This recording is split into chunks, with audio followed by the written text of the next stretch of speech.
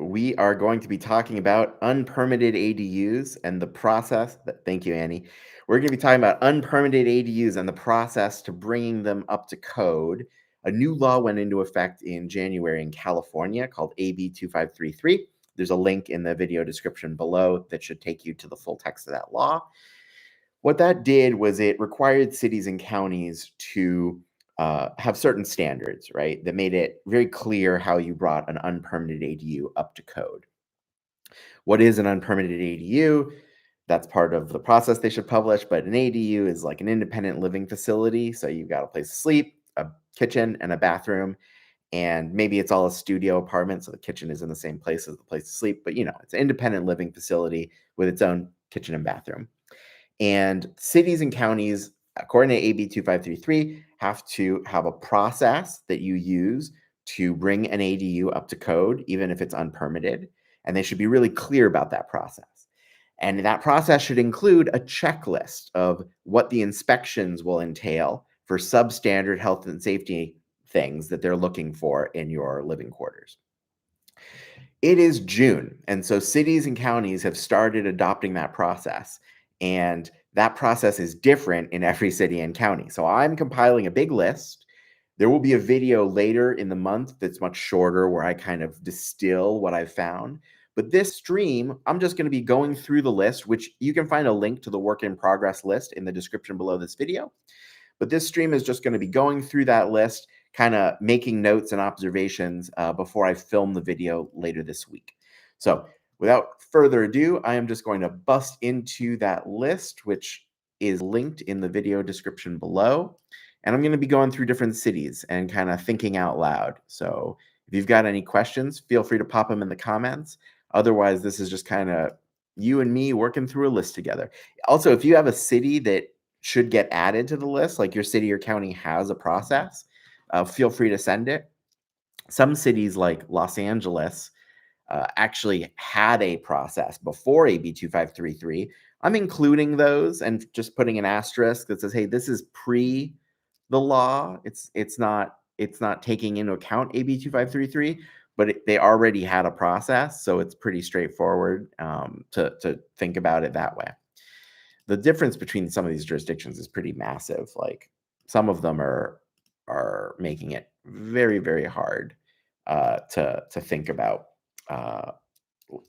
bringing an ADU up to code. Even if your ADU is perfect, they have such heavy requirements that you'd be kind of crazy to go through the process. Having said that, none of this is legal advice for your specific situation. I am working through the whole thing kind of in real time, so a lot of my thoughts are going to be half-baked on this one, but you can go through the checklist with me and kind of see how the sausage gets made. All right, I am going to create a new table.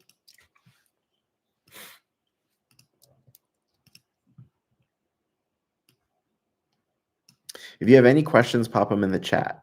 Otherwise I'm just working, right?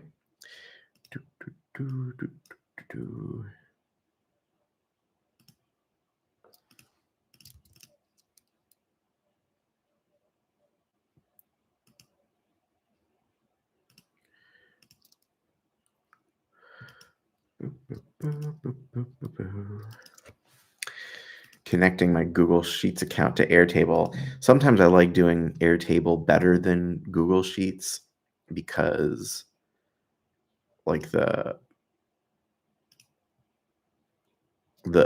Google Sheet's good for manipulating data in like more of an Excel kind of way, where if I'm going to do a lot of formulas and things, that's really helpful.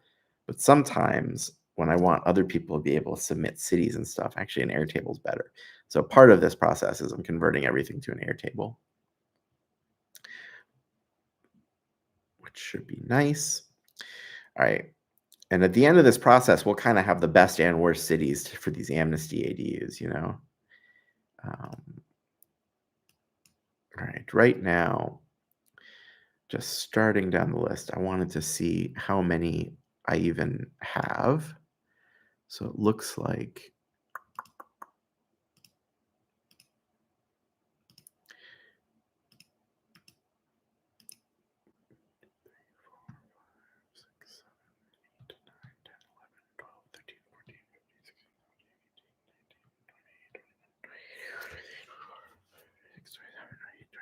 30, 31, 32. I've got 32 jurisdictions. That's pretty cool.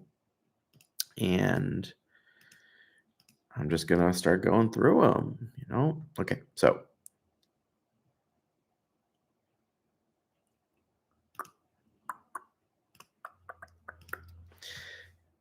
starting off with one of the worst, Anaheim.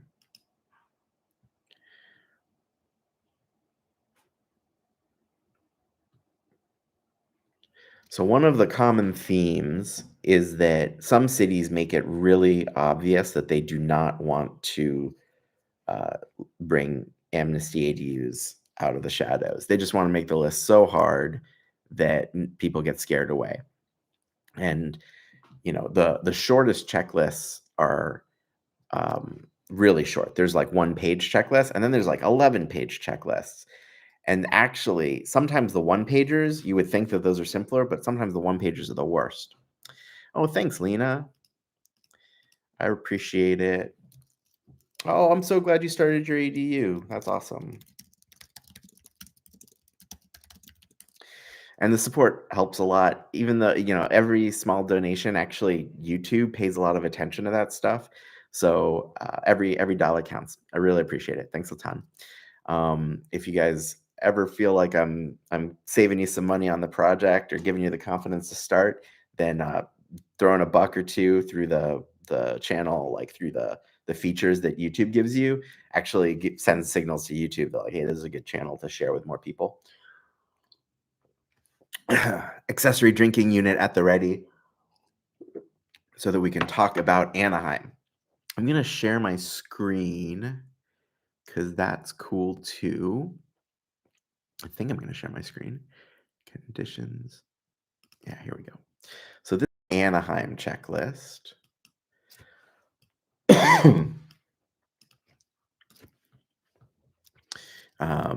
On this checklist, you see it's a delay of enforcement checklist, and it specifically cites SB 13 and AB 2533. And you can kind of tell by their wording that they don't love it, in my opinion. It says provide for a delay in enforcement as it may pertain, So as part of the delay of enforcement process, the City of Anaheim Building Division will perform an inspection to determine the habitability of such units and either approve or deny the delay in enforcement. The following life safety items that our inspector may evaluate in order to move the application forward for approval. Verify the foundation is capable of sustaining an earthquake wind event. So this is already a good example where, the way that they're framing this is kind of aggressive, because typically, like a chill jurisdiction will say, well, we'll look at some chill jurisdictions later, but in general, this is already kind of a yellow flag. Number 2, verify the vapor barrier is in place under the slab to prevent moisture wicking, potentially creating a health hazard with mold. So a chill jurisdiction will have a point on the checklist, like, is there mold? Do I find mold? This jurisdiction is saying, we're going to check under your slab to make sure that there's a vapor barrier in place, which, how do you do that without destroying part of the slab and then destroying part of the structural integrity of the slab, right? So it's already kind of raising my hackles, right? In a raised foundation condition, verify the supports are properly sized and located to prevent the collapse of the floor being supported above. This is much less invasive, right? It's saying if you have a raised foundation, then we're going to verify that the supports are all properly sized and located. Having said that, it's still kind of more prescriptive than a lot of the checklists are. Verify the space is heated and able to maintain a required minimum of 68 degrees Fahrenheit. This is very specific, very prescriptive, but at least that's not destructive, right? You can imagine them doing that. They just can heat the place, turn your heater on, and if they're inspecting during the winter or night, they could turn your heaters on and measure the temperature. Verify room dimensions within the ADU to confirm the space has the allowed minimum area and ceiling heights. This one's interesting. We'll come back to this. There's an argument for minimum room sizes and overheads. being part of substandard health and safety conditions, but there's a very specific part of the government code that they're supposed to be citing, and some jurisdictions are choosing to stick to it, and then other jurisdictions are very explicitly looking at other parts of the code. This one is kind of in between, but we'll come back to this. Confirm the electrical wiring is properly sized and installed without concealed splices in the wall. Again, very prescriptive. But like, how do you confirm? How is an inspector going to confirm that wiring is properly sized and installed without concealed splices in the walls, without tearing up the walls? It kind of implies we're going to come in, we're going to bust up your slab, we're going to tear open your walls, and we're going to check all this stuff. Verify the proper GFCI protection is in place and operating properly where required to prevent possible electrocution. So that one's not so bad, right? You kind of go to the bathroom and the kitchen sink and check that the outlets near there are GFCI protected, and so that's an easy one, right? That's not very destructive. Confirm that the plumbing installed properly prevents backgassing, sewage backups, and hazardous leaks. That's generally okay. Verification that the gas line, if present, has been properly sized and does not leak. Underground gas line installations may not be routed under any structure. They can check that. Yeah. Confirm the structure framing is sufficient to support the structure. I don't know what that means other than like pushing real hard on the wall. But if there's like visible sagging or something, then that would be what a chill jurisdiction would stop. From the rest of the checklist, this is one of the few that says confirm, which instead of verify, which I guess that's better, but we're not really sure. The vibe is still aggro on this checklist. Verify there's an appropriate emergency egress from all bedrooms. That's easy, right? That's like a big window or exterior door in each of the bedrooms. Verify carbon monoxide smoke detectors are installed and interconnected properly. Again, very easy to check. Verify safety glazing has been installed where required. Okay. Verify that there is a proper 1 hour separation from the house when the ADU is an attached condition. So this is saying if you do an ADU that's attached to the same structure as your primary home, that shared wall should have a 1 hour separated firewall. That needs to be a like an exterior wall in a lot of ways, right? It needs to be fireproof. A lot of the time you find this in houses with attached garages. The wall between the house and the garage is often like a firewall, a 1 hour rated firewall. Verify the location of the ADU is not within any required setbacks as required for fire separation. This is an interesting one. Again, like if it were a chiller jurisdiction, they would say, hey, we just want to make sure that since this was built without a permit, if it's built too close to another structure, then there might be extra requirements for fire safety, for firewalls. But in this one, the way they're framing it, I'm almost like, are they gonna say, hey, you're built within your side yard setback, and normally that would be allowed for an ADU, but here we're gonna fight it? I'm not sure. It'll be interesting to see if anybody actually takes the city up on this. If you had an ADU in Anaheim, this is a pretty hardcore one-page checklist. But there you go. While every attempt has been made to provide a comprehensive list, the in-field inspection may determine other issues that could prevent approval of the delay of enforcement. So it ends with like a final message of like, oh, and P.S., this isn't even a complete list of all the things we'll check. Bend over. So again, not legal advice for your specific situation, but my read of the Anaheim checklist is like, this is a pretty aggressive checklist.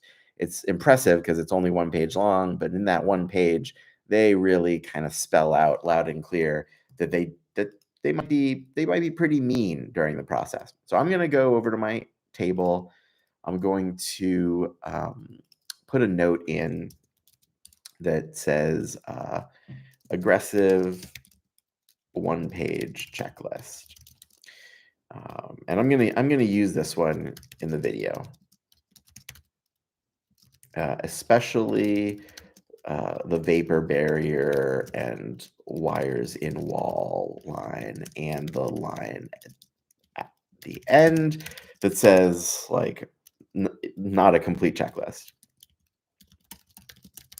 Like those are all very good examples for the video, so I'll be using those. All right, now next on the list, City of Concord. Concord.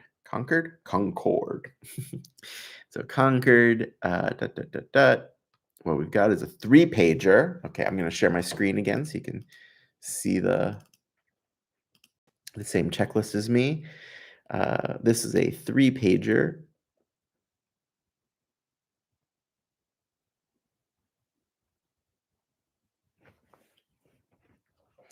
My pleasure stone pony. I like doing the research, so I might as well publish it. I think it's one of those things where we all celebrate when a new law gets passed. And you can actually tell if a YouTuber or somebody in the housing space, real estate space, is really passionate or if they're just copying some other people's videos. Because like if all you do is cover the press release, then you say it back in October last year, you say, oh, there's a new law that makes ADU permit streamlining, it makes it Amnesty ADUs really easy. But the truth is that law goes into effect in January, and then it takes months for cities and counties to adopt it. And then how the cities and counties adopt it makes a lot of difference.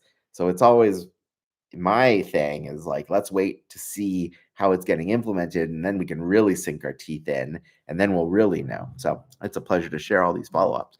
All right. So City of Concord says, any building in which there exists any of the following listed conditions to an extent that endangers the life, limb, health, property, safety, or welfare of the occupants of the building, nearby residents, or the public shall be deemed and hereby is declared to be a substandard building requiring abatement.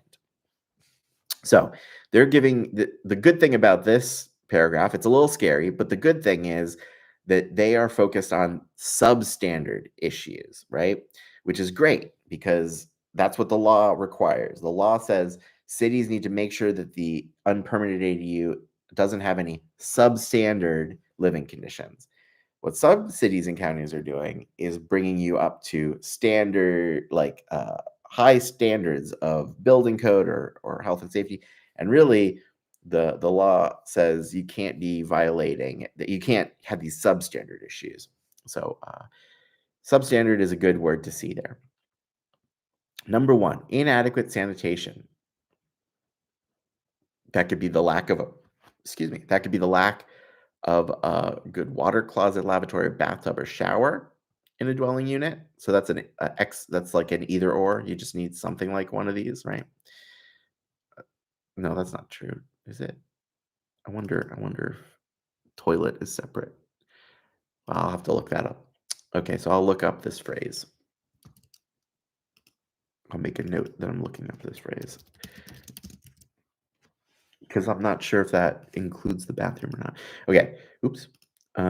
So Concord. B, lack of or improper kitchen sink. So this is interesting. Like the definition of a kitchen sink, it has to be a certain depth. Like it has to meet certain requirements physically to be a kitchen sink. Lack of hot and cold running water to plumbing fixtures in a dwelling unit. That's interesting. Lack of adequate heating. Lack of or improper operation of required ventilating equipment, lack of minimum amounts of natural light and ventilation required by this code. It says this code.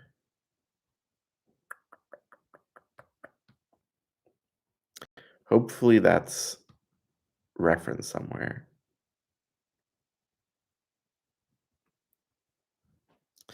Okay, this is interesting. We'll dive into what required by this code means. I'll put that in my checklist too.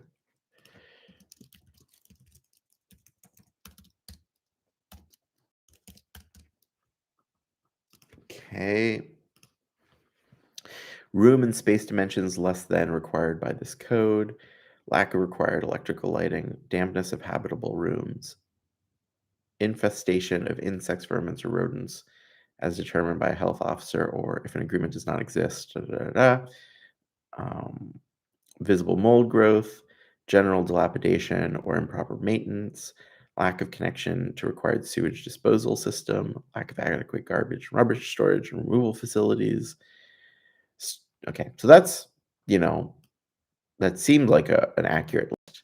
I'll compare it. I'm used to seeing, maybe I'll pull it up now. Health and safety section where is that? I will pull that up adjacent. Let's go look for it.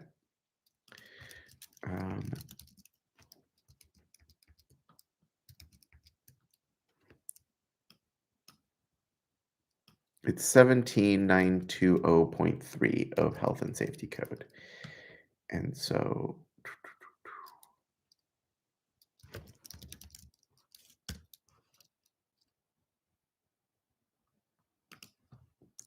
should be able to go to Health and Safety Code.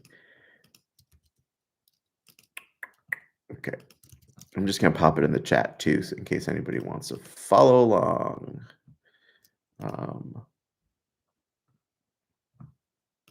Thought I was going to pop it into the chat. Where'd you go? There's the chat.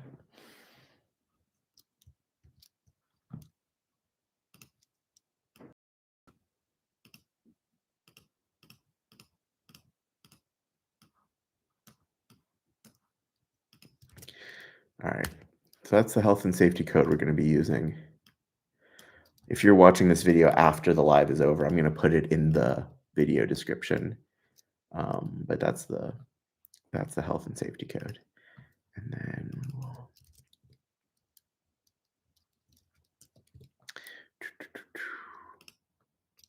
so now let's look at it. Oh, I'm a dummy. Of course. They just copied and pasted the actual section. That's good. I can't believe I forgot that. Okay. So they copied and pasted the actual section from the health and safety code, which is great. And then the next section is also copy pasted.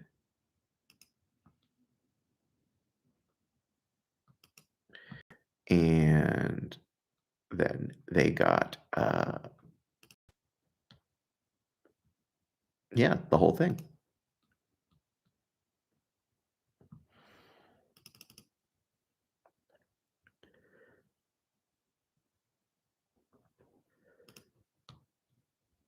Perfect.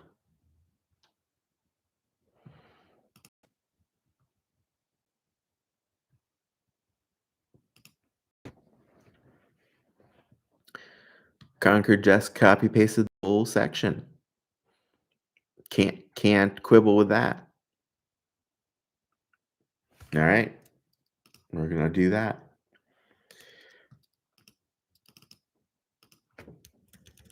Copy paste of health and safety code section. Well, see, this is why it's embarrassing to do your work in public. I should have just realized that off the get-go. glad that helps, Stone Pony. Yep, you can just follow the link, and there you go. So now I'm looking at the full unpermitted ADU process. So they've copy pasted health and safety code, which is great. And then if you'd like to permit, here's the process.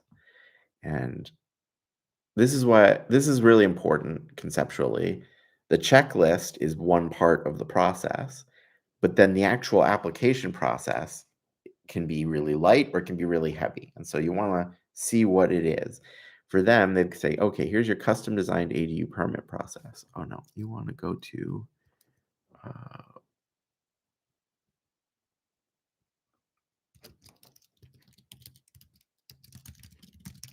search for interesting. Okay. If you would like to permit and legalize your existing unpermitted ADU, follow the instructions on our ADU permit process page.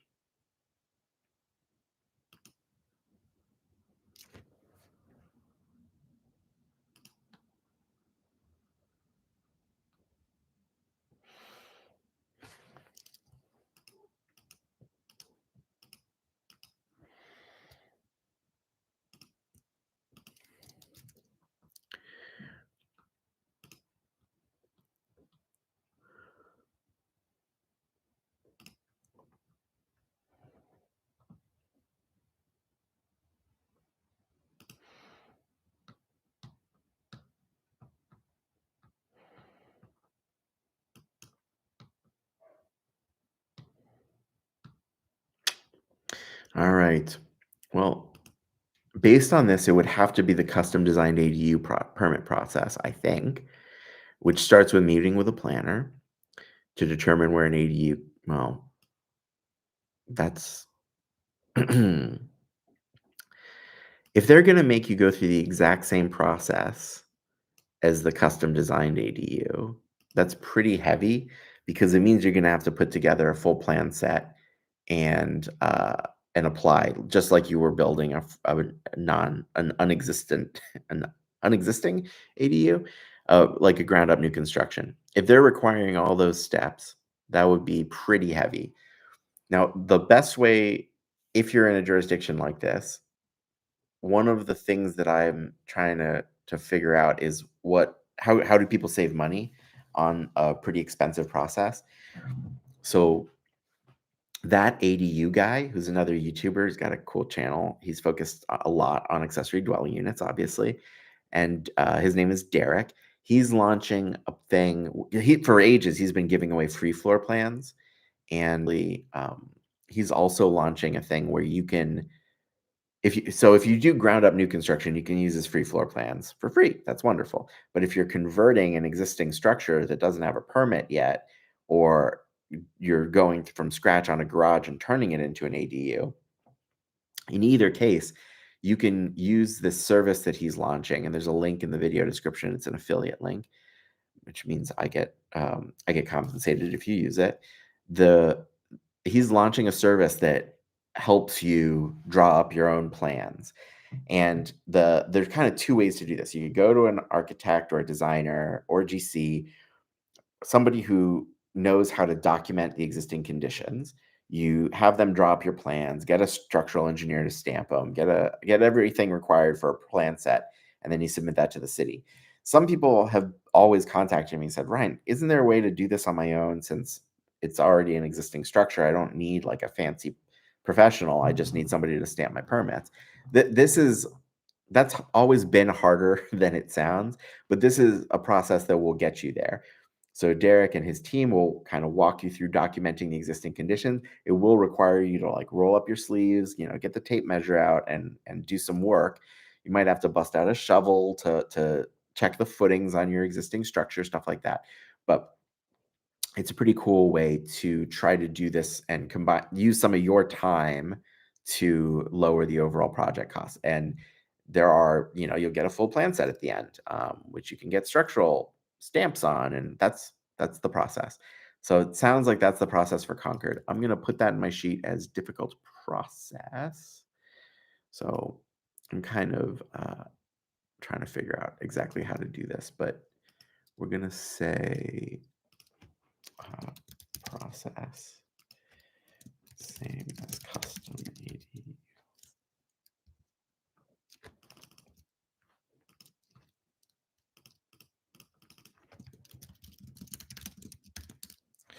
We're gonna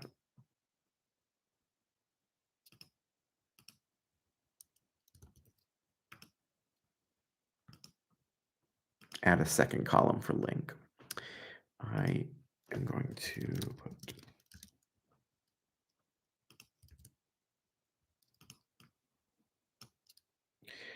I'm going to take out one of the duplicate rows. Okay. Next up, County of Santa Cruz. Let's see what Santa Cruz did. Oh, I should share my screen again. So now we're looking at the County of Santa Cruz. AB 2533 substandard housing checklist. So we've got the actual checklist. Section A is just project information. Section B is the substandard housing checklist from this government code section.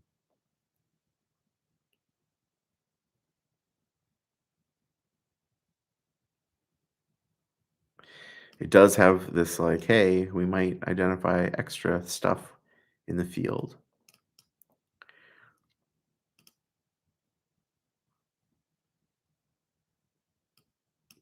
And then this explicitly says, hey, we might need to do a destructive inspection, like removal of finished materials. Okay, then we're gonna talk about actual violations. So section C, smoke alarms. Really easy to see because you can walk into a room and see that smoke alarms are installed. Carbon monoxide alarms. Really easy to see carbon monoxide. Emergency escape and rescue. So these are egress, easy to see. These big windows exist or they don't. All right, sanitation. What's interesting here is it switches from compliant or violation to having three columns: compliant, violation, and unconfirmed. I like it when the inspection sheet does this because it allows the inspector to say, this is unconfirmed. Even if it's only compliant or violation, it kind of forces people who have a cover your butt mentality to put violation. But if there's an unconfirmed column, then they can put unconfirmed for all the stuff that's just not visible without removing finished materials. Uh-oh, fix now.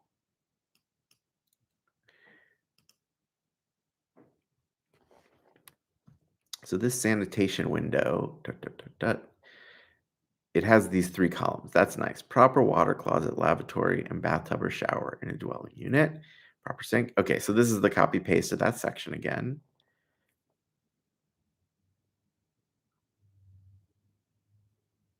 This is very specific, huh?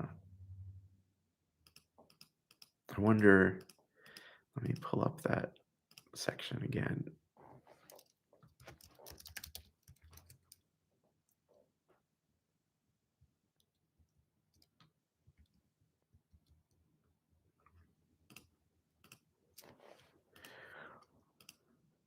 Yep.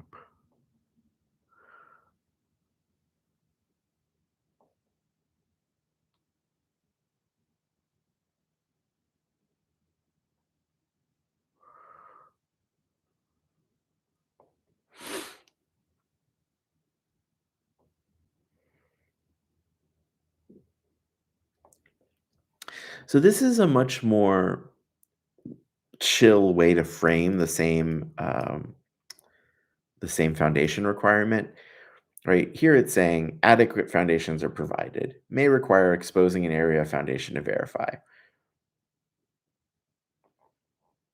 And normally, you know, does that talk about vapor barriers? Yeah, great. So this is a good contrast to the Anaheim list. Let me just control F for vapor barrier. Great. Mold. Great. So this is a good contrast to the Anaheim list because here they still talk about foundation, but what that might be is like you could dig a hole on the side of the exterior side of the house and just check that there's footings on the foundation and you can kind of see how deep the footings are, and that might be enough for the inspector to say, yeah, like, yeah, there's an adequate foundation here. You might It's as opposed to that other section we saw in Anaheim where it was like check for the vapor barrier, right? It's very different, I think. Adequate flooring or floor supports are provided. Flooring or floor supports.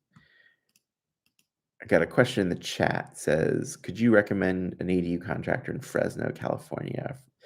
So, so normally, what I would say is go check with Realm.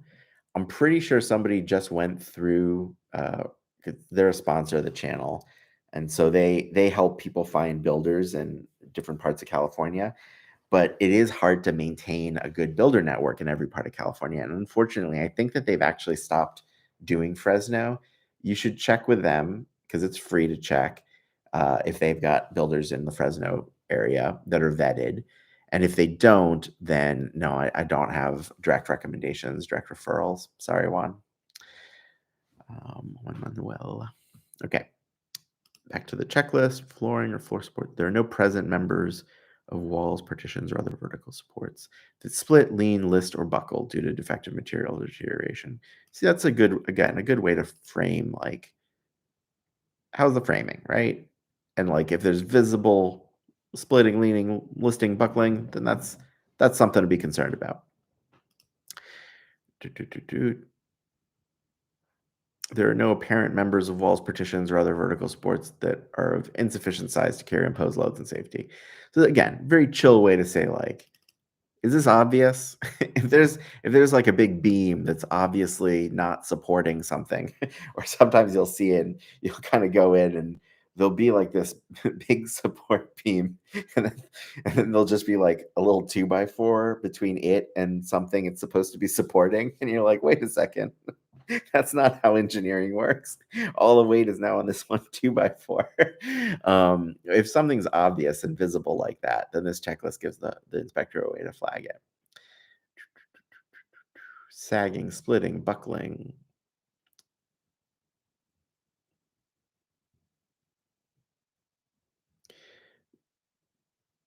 Yeah, pretty chill. Okay, any nuisance and the following. Um, yeah, this is, again, a chiller way to frame the wiring requirement. And so if you've got big exposed wires, that's gonna be a red flag.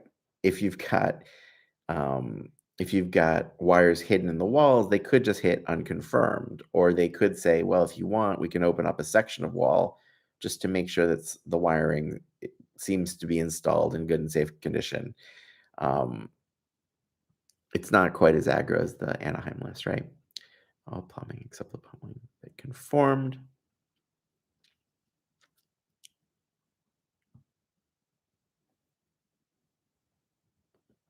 All mechanical equipment, including vents, except equipment that conformed with all applicable laws in effect at the time of installation. Yeah.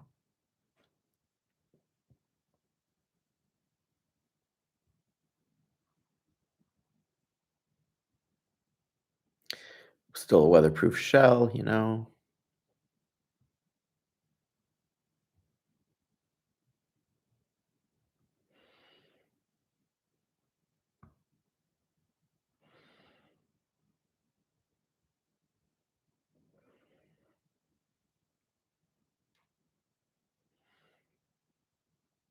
Any building or portion thereof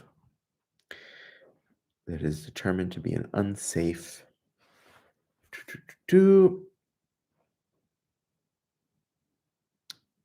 See, now this part's a little scary because it's now we're talking about any building or portion thereof that is determined to be an unsafe building due to inadequate maintenance in accordance with the latest edition of the California Building Code. But why are we looking at the California Building Code? Everything should be in this health and safety code section. Yeah. So they're kind of reaching beyond that health and safety code section to the California Building Code. So item 40, I'll flag that as reaching out past.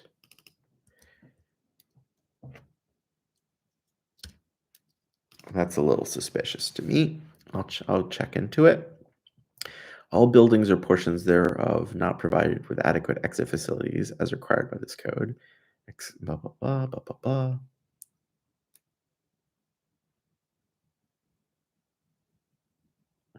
Okay.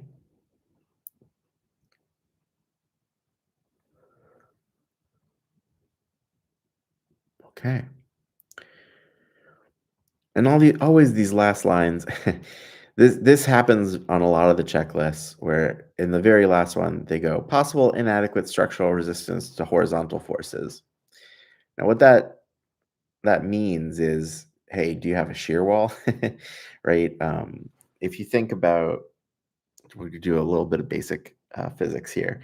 If you've got a structure that is built with a square frame, so you've kind of got two vertical posts and a horizontal post.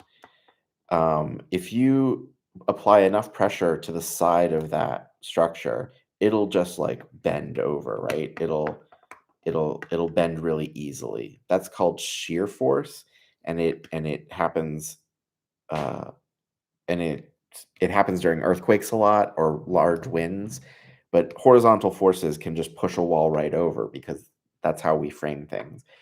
And so to prevent that from happening, they install a shear wall, which just reinforces this against horizontal forces. And to prove that you have one, though, is really hard because you got to open up the walls. A lot of the time, it's on the exterior of the framing, and then you've got some finished material like stucco. And if you do that, then they're going to make you remove some stucco to show the shear wall exists. That's pretty expensive to replace. If you do your shear wall on the interior, then it's much easier sometimes, right? Because you can just take off some drywall and put the drywall back up. Still expensive. Or if it's an unfinished space, then that's really easy to put up the shear wall and then show that. But if you've got an unpermitted apartment, this is not very comforting way to word the shear wall requirement, because it's like, is there a possible inadequate structural resistance? Yeah, there's a possible one, but that's so much more wishy-washy. It's so much easier to fail that than all the other things like where they were listing sagging, or splitting and buckling. Ooh, uh-oh. How about now?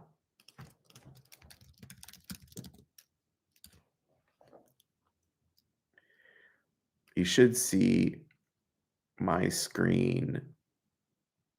Oh boy, thanks, Stone. I must have, when I minimized the window, it actually made my screen go black. Sorry for that. Okay. Learning about live streams. Here we go. All right. All the wiring. So we were just at point 43. And I think that wording is so scary compared to the wording that was much chiller up above. All right. Accurate completion. Da, da, da.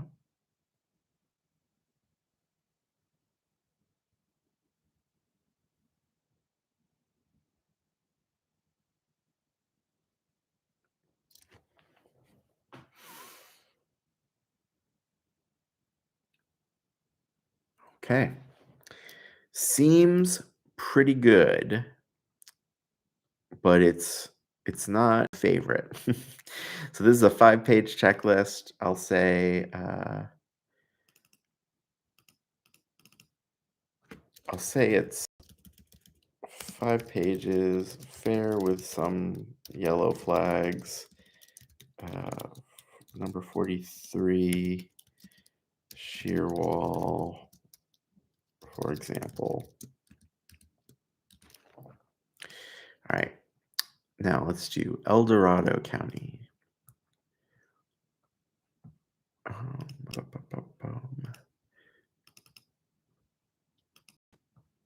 Hey, Carlos, how's it going? We're just going through AB 2533 checklists and application processes to kind of learn which cities are the best and worst with ADU amnesty laws. Okay.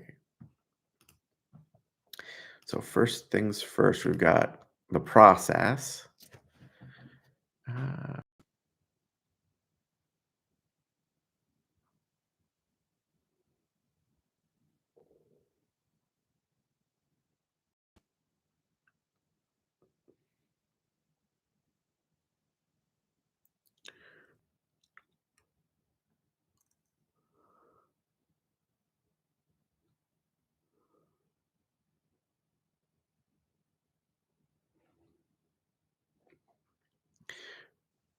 Hey, Carlos. Oh, that's interesting. There's 2 people in Fresno in the chat. The other thing you guys might do is check out the Facebook group.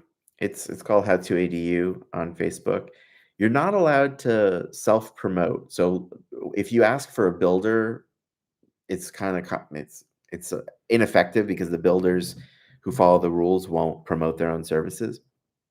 But you can find other people who are building ADUs in Fresno for them, like the homeowners, and kind of share notes with them. That might be an effective way to get some help in Fresno. It's interesting that there's 2 of you in the chat. I wonder if that's That's a coincidence or a sign that there's a lot going on in the Central Valley. Um,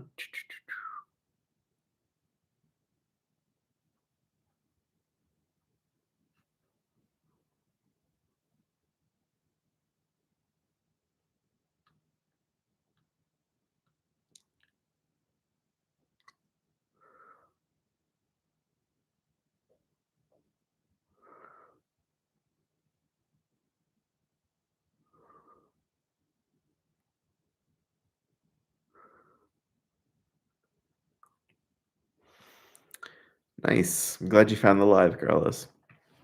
Yeah, we're just I'm gonna make like an organized video like I normally do about this, but I figured while I'm doing the work, I might as well do it out loud. Hey, Stone. Yeah, okay. The question Stone Pony's asking is whatever happened with the San Diego thing?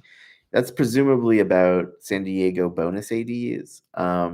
So the situation in San Diego is that the screen go.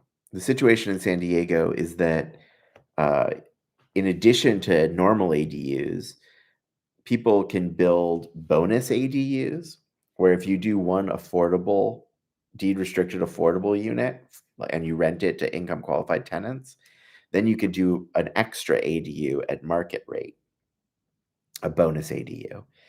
And if you are close enough to a transit priority area or whatever the current definition of that transit zone is, then you can do that again and again and again until you hit the underlying zoning restrictions for that lot. So if you buy a really big lot, sometimes there are these really large lots in San Diego, even within sort of urbanized envelopes of San Diego. They had big lots where people figured out that they could do like 12 ADUs or 16 ADUs using the bonus program. And half of those are deed restricted affordable rentals, and half are market rate rentals, or if they pass ADU condonization, they could be for sale or anything, in addition to the main house and the base ADUs. So it's a really interesting program. It caused a lot of controversy and is causing some controversy still because some people want fewer. I mean, some people go, hey, if there's 12 ADUs in one house, then it's not an accessory dwelling unit. It's the primary function of this property is multifamily rentals now. Um, Other people are saying, yeah, but we're building affordable housing, and that's the goal of these policies. So they're working exactly as intended, and we shouldn't throw them out because they're working well. um, the the the effect is pretty, it's pretty impactful, as you can imagine. If you've got like a cul-de-sac and you buy, sometimes the lots at the end of cul-de-sacs are kind of, instead of being shaped like long and narrows, they kind of have a big trapezoid at the back, like a big badonkadonk on the cul-de-sac. And if you imagine you live on a cul-de-sac and there's a single family home at the end with a huge backyard, sometimes a sloped backyard, the and the developer figures out that they could build 8 units on it or 16 units or whatever, even a smaller number like 8 units. You're suddenly, that was a cul-de-sac with 4 houses on it, 5 houses, and now it's a cul-de-sac with 13 homes. And yeah, that's causing a lot of people to go, hey, is this really what we want, to do these ministerial permits by right?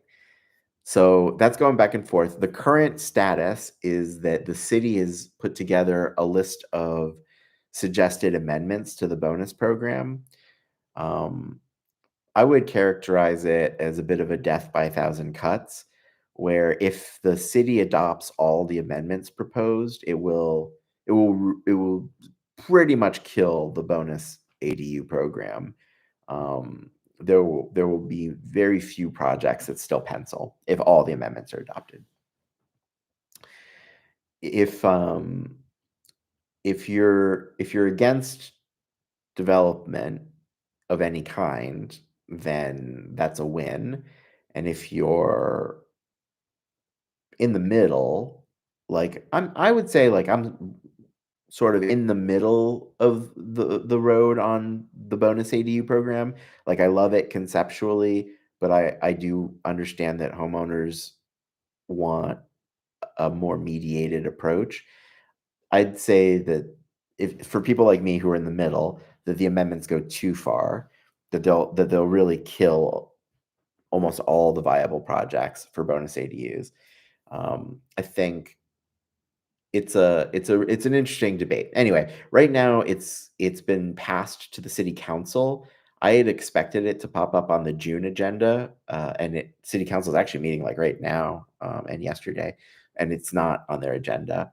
So you'll have to watch the space. I'll make noise when it comes to the city council officially, and I'll be clear as always about like, do we have a chance to change things, or are we just spinning our wheels? But at the moment, there's a huge raft of amendments being proposed. And if we adopt all of them in San Diego, then that will kill, in my opinion, it will kill the bonus ADU program. And there's probably a less drastic way to do it. Sorry, that was a long answer, but that's that's the answer. Okay, so now let's look. So I'm looking at El Dorado County. Process. And that's what's interesting is I checked their checklist before, but I hadn't looked at the process. And the process is interesting. Um,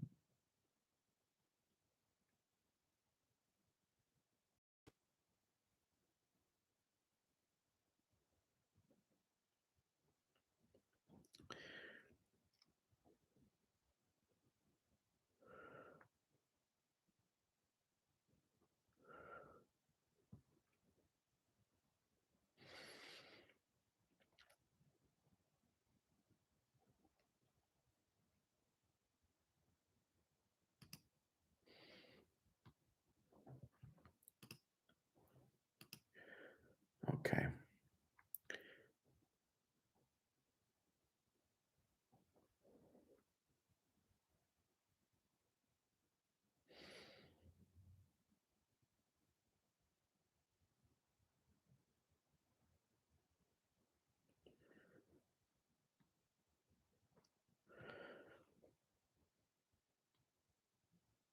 So this is a really chill version of the copy paste of the health and safety code.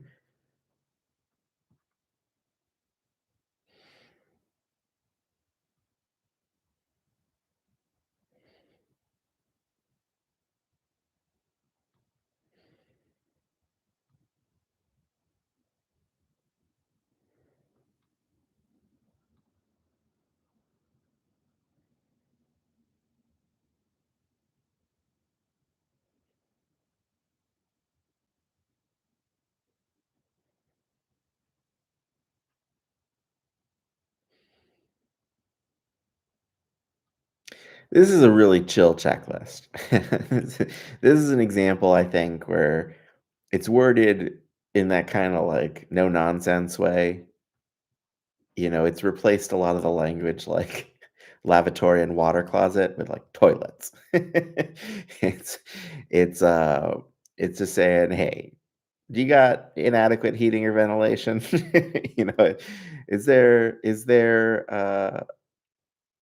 is it not connected to sewage disposal? It's just it's very chill compared to some of the more precise language we've seen in other city and county checklists. And I think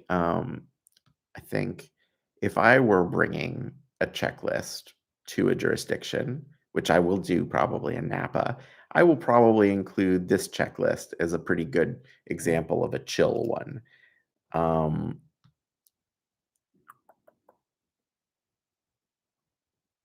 this process, however, is I will not necessarily bring in because the process is in some ways it's onerous and in some ways it's light. Oh, there's another question in the chat. No, okay, good. Yep. So in some ways this process is pretty onerous, ways it's light. So application submittal requirements for structures built without permit. You're going to do a completed application for construction. It's going to have 2 complete sets of plans showing site plan, which is pretty easy, complete building floor plan, wall framing, roof framing, all the typical cross sections. These seem a little unnecessary, but that they're requiring it. Elevations, yep, and then use of rooms, yep. So you're gonna plan shall be complete as if the as-built structure was new and going through the permit process for the first time. So they're basically saying, do a full plan, do 2 full plan sets as if you were building from scratch. And that's a level of detail that, you don't need full building drawings necessarily because it already exists, but that's what they're requiring. And then it says all construction must meet current non-structural code requirements. I think that might be pre-AB 2533, if I'm guessing, but whatever. The structural portion of or may meet the building code requirements in effect at the time of construction. Proof of date of construction must be provided. So you're going to need to prove that this was built before 2020. A detailed report from a licensed architect or engineer, wet stamped, on the investigation methods used to verify all work completed. So the report needs to talk about the foundation and any retaining walls. It needs to talk about the lateral resisting system of the structure, like we talked about shear wall, floor framing, wall framing, roof framing, and roof diaphragm. There needs to be a report about the electrical, right? And so you're getting people to fill out. You're getting professionals to document your existing conditions, and they're going to have to sign, certify, and explain like how they verified the existing conditions. And in some ways that's onerous, but in other ways, it's kind of cool that you get to pick the electrician and the electrician gets to say how they decided to check. And like it's kind of like the county offloading some of the burden to a third party, which can work out to your benefit as an individual who can hire the third party. Make it hard in some situations. So that's a bit of a mixed bag. I think I'll say that in my notes that Dorado County has a good checklist and a tougher and an interesting process. I'll put it that way.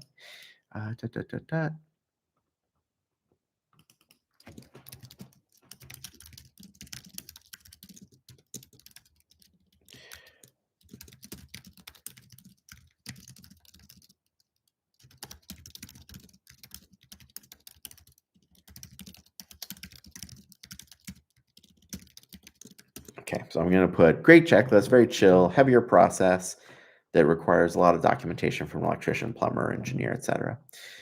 All right.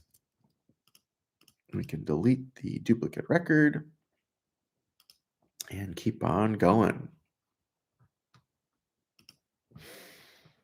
If you guys got questions, pop them in the chat. Otherwise, we're just trucking along. Okay, I think I'm getting to an interesting section again where this is kind of, we're getting to a place where a bunch of cities in SoCal seem to have come to a very similar place on their checklist. I'll put it that way. That's that's interesting. They've got 2 versions.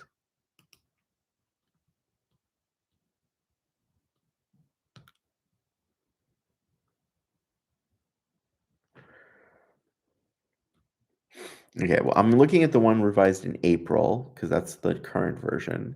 I wonder what this version. Oh, okay. Interesting.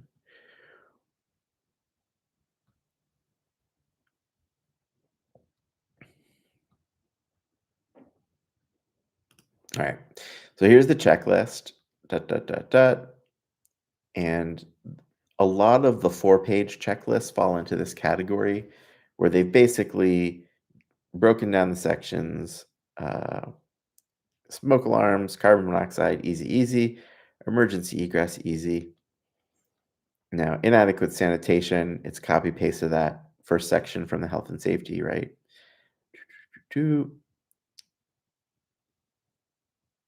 But then they've added, let me just double check that I'm not making this up. This habitable room floor area, not less than 70 square feet and not less than 7 feet in any horizontal dimension except kitchens. What is that doing in the sanitation section? Room and space dimensions less than required by this code. So that's intriguing. I will go dig around for that.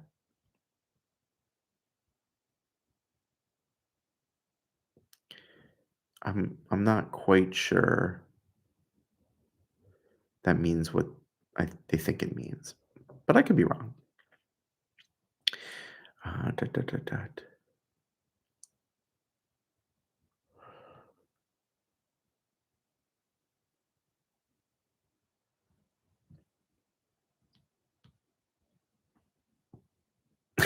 Any nuisance. Just additional requirements. Any nuisance. um,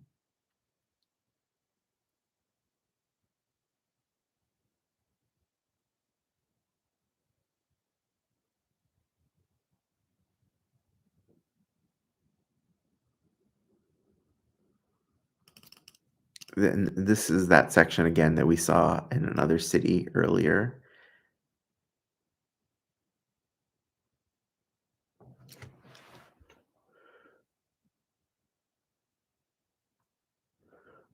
Yeah. Yeah, that's very similar to dot, dot, dot, was it County of Santa Cruz?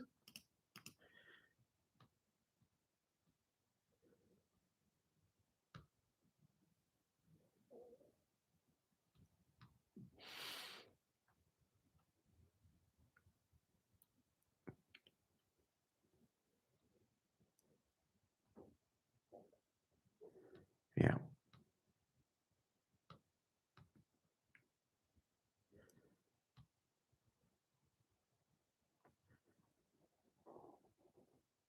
Yeah, it's very similar to the one in County of Santa Cruz, but not identical. Like the any nuisance line is separate and hilarious. Um, okay,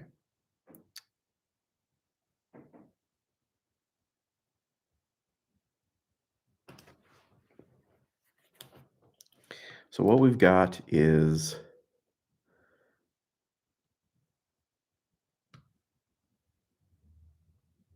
oh wait, now I'm looking at Fullerton.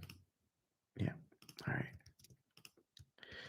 I'm going to mark this as in the same school as Santa Cruz. Uh,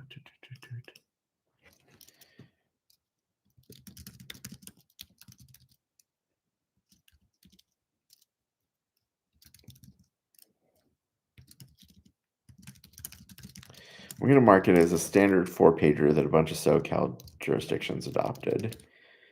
And I'm going to treat them all kind of at the same time. I believe Garden Grove is the same story. Let's check. Let's check. Here's the Garden Grove.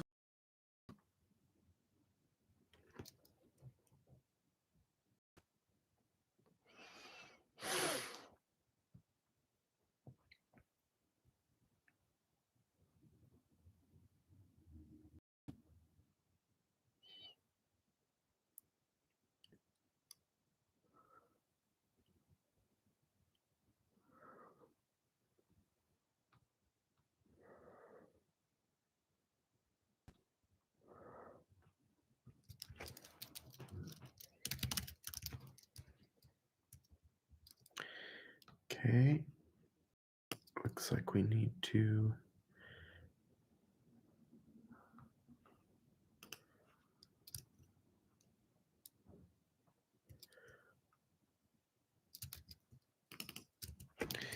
Garden Grove. Dot, dot, dot, dot.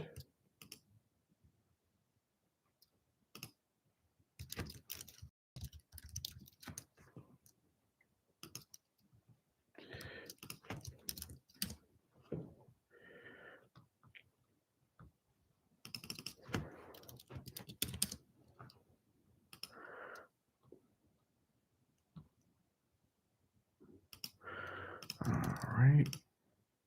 I have found the checklist.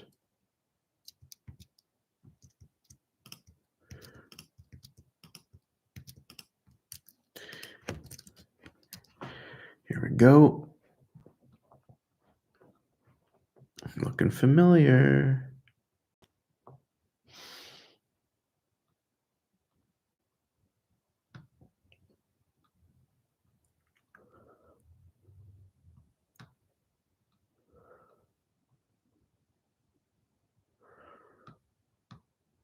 Yeah.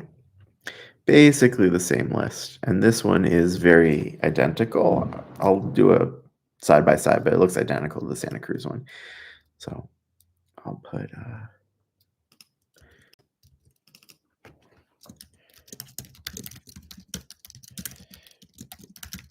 all right. Now Hayward.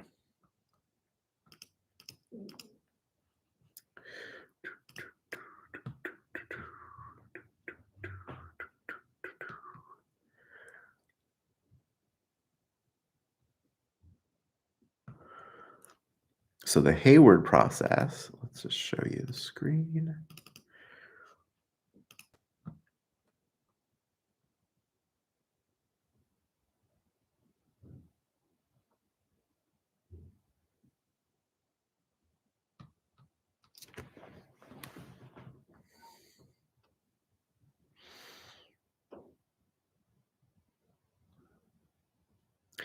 So this process word has multiple choices.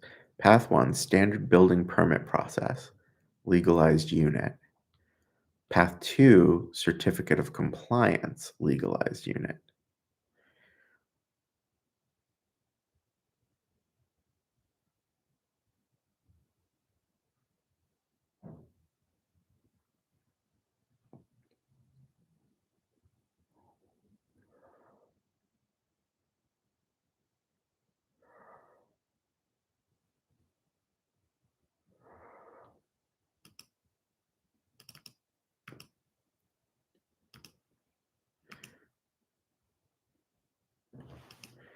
Let's just look at this image because I'm so confused. So start, free confidential consultation. Complete the pre-submittal checklist. Submit an amnesty program application. Schedule a consult with program staff to determine the best path to legalization. Letters, corrective work, certificate of compliance, or building permit, corrective work, certificate of occupancy. Okay.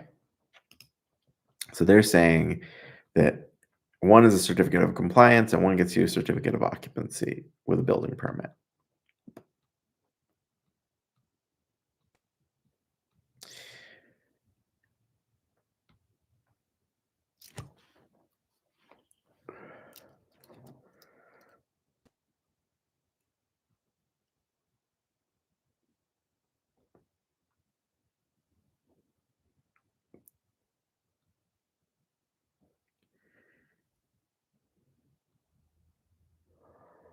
All right, very interesting.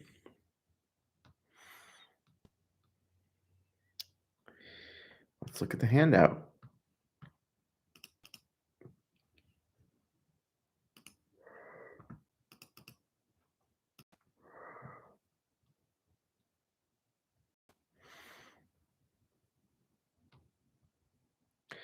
So we've got an 11-pager.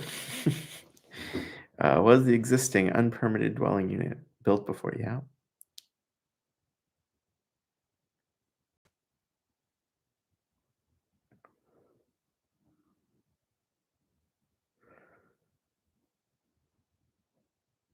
Is the unpermitted dwelling unit located in an area zoned for residential use? Unpermitted dwelling units located in an area other than what is zoned for residential use are not eligible for the amnesty program. That feels like it might be in violation with state standards. I'm going to flag that one. As you can imagine, some people who work at housing accountability for the state do watch the channel. So whenever I see something that I'm like, I think that might be good old fashioned illegal, it might come across somebody's desk at the enforcement division. Does the number of dwelling units to be legalized exceed the allowances? Yeah, that's a good point. Steve Hayward's Amnesty program for unpermitted dwelling units provides 2 paths. Yeah. Please indicate what types of documentation will be used to confirm the construction conversion date of the unit. That's cool. They list the ways that you can prove that the unit was built before 2020.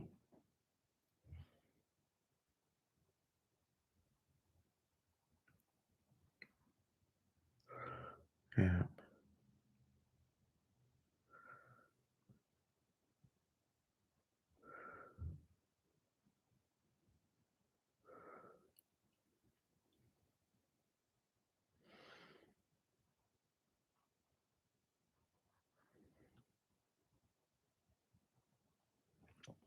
This is probably worth noting too. A real estate transfer disclosure form for unpermitted dwelling unit is a pretty easy way when you're buying a new property. I imagine it's pretty easy to get the realtor to or the seller to include a disclosure form that that structure was built before 2020.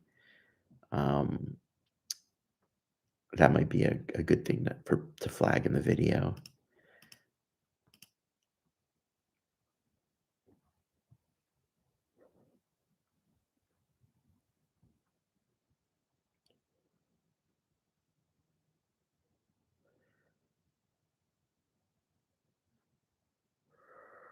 I like this. To the best of your knowledge, please provide as much information as possible. And you can fill it out.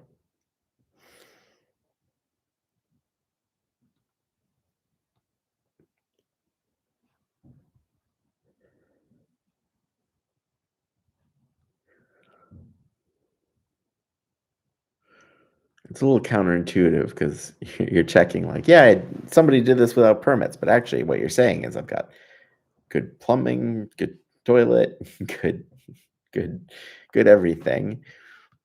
So in a way, it seems unintuitive, but you're actually saying that you're meeting the health and safety standards. Uh,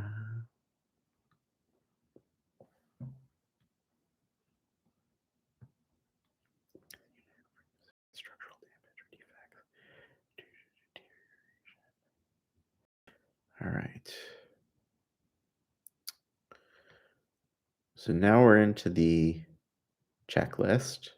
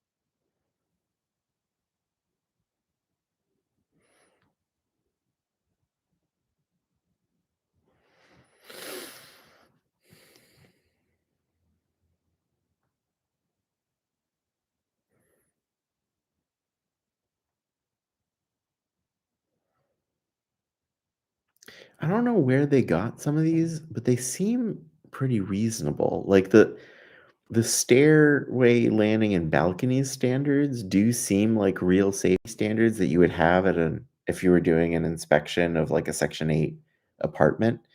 And so I'm kind of I'll check this verbiage and see like do all balusters and guard openings. That's these kind of unique phrases probably come up somewhere else in the code, and it just makes sense to me intuitively. Like they don't seem like difficult standards to prove, but I'll check. And then things like locks on entry doors, that it's just all very interesting that this isn't coming up in the other sections because they seem like reasonable standards to me. Mhm. Um,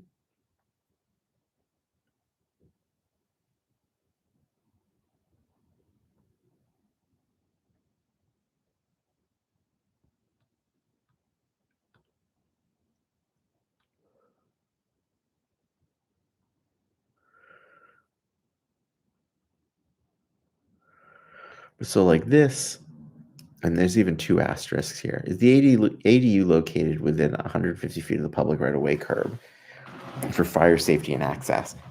That's not. I don't think that's in the health and safety code section.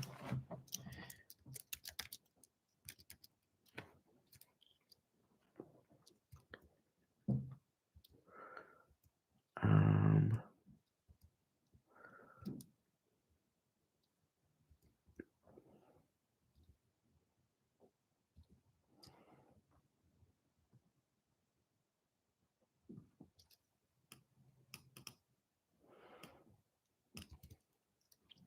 oh, I see. I see. Yeah, maybe because the health and safety code section has this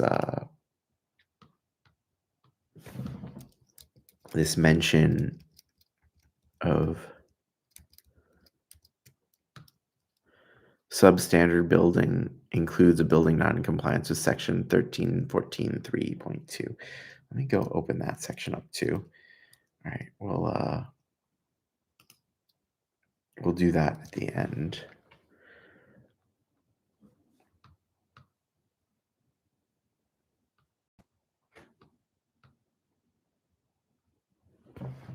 Are the electrical receptacles? Yep. So interesting. Yeah. It's a longer checklist, but it's actually pretty easy in some ways.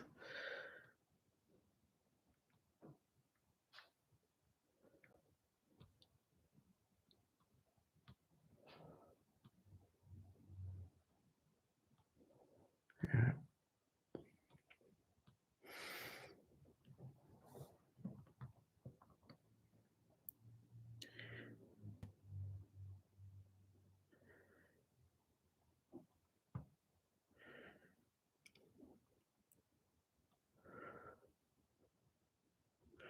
Now the process here is like really heavy. Like they're requiring everything. All right. Very interesting example. I will now look up the code section.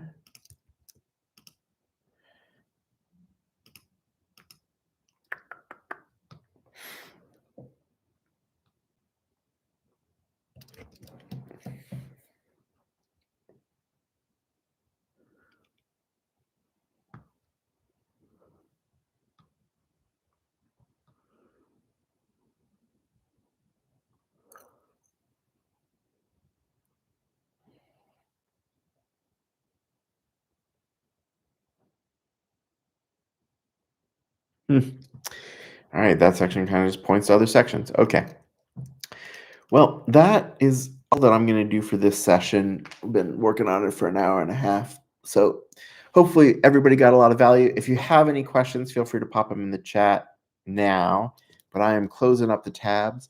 I will be going through, we got through 6 jurisdictions out of 7 jurisdictions out of the